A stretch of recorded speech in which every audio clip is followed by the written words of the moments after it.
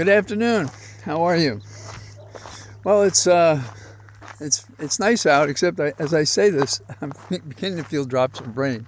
So, desolate plans of mice and men. So I'll try to get right to it. I hope you're having a good weekend. They said there'd be showers today, and it waited until I decided to get out and walk around. Two things I want to focus on. One is the Middle East, and that is that Biden on about May the 9th said that he was concerned about going into Rafah.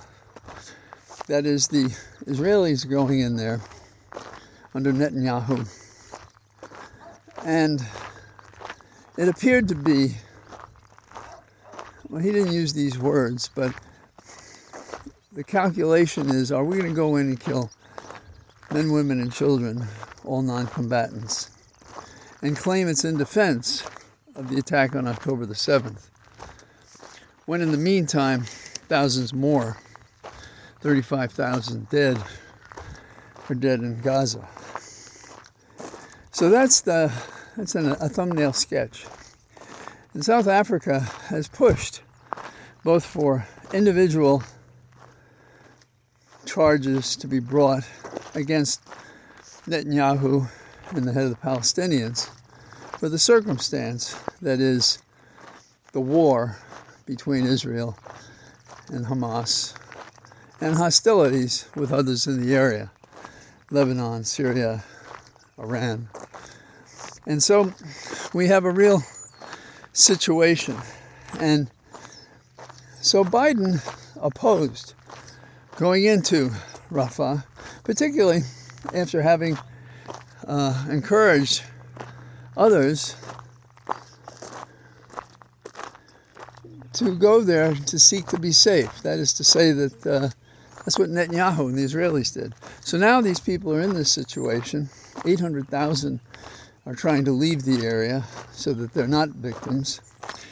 And this put us at odds with Netanyahu. And Biden said, we would withhold arms for any conflict involving that area. Now, a couple of things have developed. Netanyahu, for the most part, ignores what we say. He says he's defending Israel as, I think it's fair to say, he has the need of the neck of the Gazans, including those who are not combatants, who are men, women, and children. There have been deaths, there have been rapes, there have been all sorts of things that are not satisfactory. Now, I don't know how you make equivalence. I'm not arguing that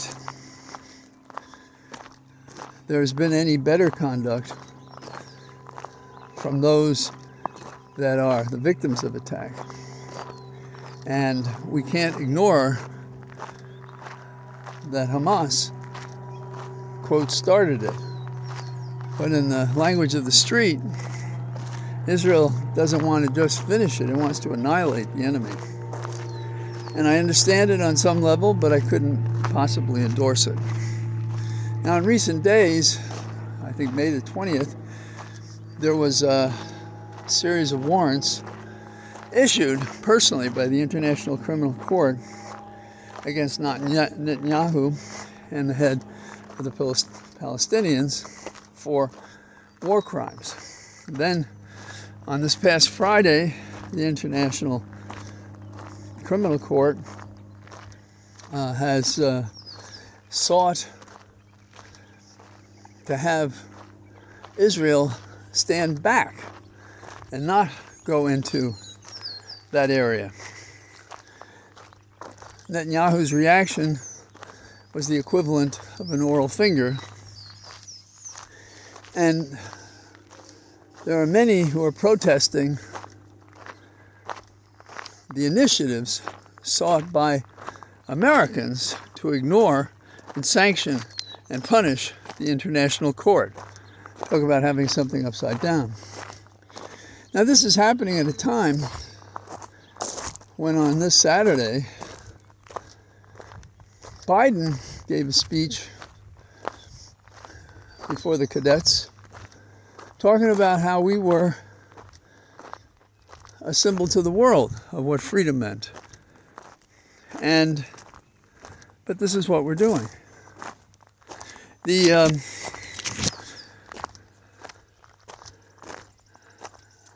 world seems to be piling on Israel. Is that wrong? I think it reflects not a power play, but a concern for rights, liberties, freedom, and how you do regulate the rules of war. I suppose World War II was when we first crossed the divide and citizens became collateral. Although our Supreme Court had decisions that made a distinction between those who were combatants and those who were not. We can't do these things to satisfy ourselves. The International Court of Justice goes back to Nuremberg. Now, the United States has not agreed to its rules or its application, nor has Israel. But the criminal warrants can be served in any nation state that is a signatory. And there have been people for war crimes who have been punished, imprisoned, and imprisoned for life. Now, Biden says there's a false equivalence between Palestine and Israel.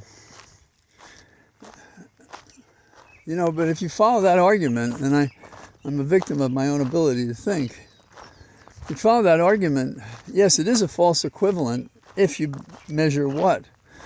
Bodies dead, people killed, and who did it.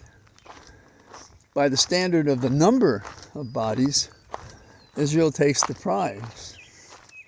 In the category of in a position to persist, Israel takes the prize. Now, I'm not opposed to Israel, except in this sense. They have to justify what they're doing, and they can't. And those with information more than I have, more international law experience than I have, and I have some, they're pointing a finger at Israel, and they're saying enough is enough. And it has to be enough. This cannot go on. We cannot kill more people. So while many people in America are wagging their fingers at the International Court and proposing sanctions and indignities be heaped upon those who make up that court, you have to notice that Spain, Norway, Ireland, and I'm sure other nation states are going to join the chorus and say we have to stop this. We have to resume civilization, and we're not doing that right now. So, what can we expect? Will we weigh in the balance the 121 human rights groups that have encouraged pressure against Israel to continue the war and to look for a way to have a restive peace? And that's what I think we need to do. Now, there's been some discussion, of course, about the Trump trial. And I agree with those who say Costello was a big error for the defense at the end of the day. And I think it's because Trump wanted somebody who's going to come in and swing at the court. And some think the magic moment was when this lawyer, Costello, when the court sustained an objection, he said, geez, and he stared at the judge. But that's not the stuff that mattered in the case. Oh, it may have been dramatic, and people may have been awakened from semi-consciousness to observe the action. But the action was the next day when the prosecutor took Costello at his word when he said, these emails that I have, they speak for themselves. And so she went over them, including One that said, "You have friends in high places." That is from Costello to Cohen, plainly referencing Trump. That connects Trump to encouraging people to lie, to prevent the world from knowing what is going on. Also, repeatedly, Costello encouraged Cohen to come over to their side, to cooperate with them. This raises some serious questions about what that lawyer was doing. And at one point, because the day before Costello had said this, he said the document speaks for itself. The prosecutor said, "So, the document speaks for itself." And I think it was the last nail in the coffin that is the conviction of Trump. And I think we'll see that unfold this week. And it's about time. And it's critical that it happen. I know there are possibilities that could happen that could derail what is justified by the proceedings that Trump semi-attended, if consciousness matters. But I believe that jurors who are awake, and there's no record of them sleeping through this, are going to take the road of truth and apply the law and convict Trump. So, it's still raining. It may not be obvious to you. It's not a downpour, and it's probably not visible on the phone. So I'm going to cut short a little bit, and tomorrow, maybe I'll get out when it's not raining, and I'll talk to you then. All the best. Bye-bye.